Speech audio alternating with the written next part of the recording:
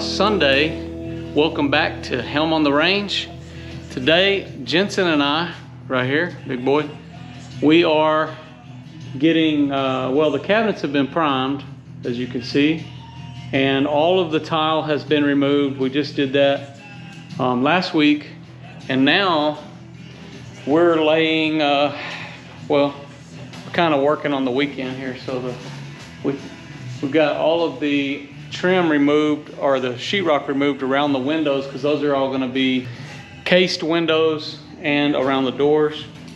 But here, as you can see, we've got some vertical trim already here. We're going to put shiplap on this wall. I'm going to put some 8-inch lap siding. You know, this house was built in '97, so it has had a little bit of settling, but so it's, you know, we're just checking all the levels and everything. Right now, we're probably going to start from the top because I don't want to have a weird size at the very top. So we're going to start at the top and work our way down, because the bottom I could put baseboard or something like that. So anyways, that's what's going on. Hope you guys enjoy this video. Let's get it going.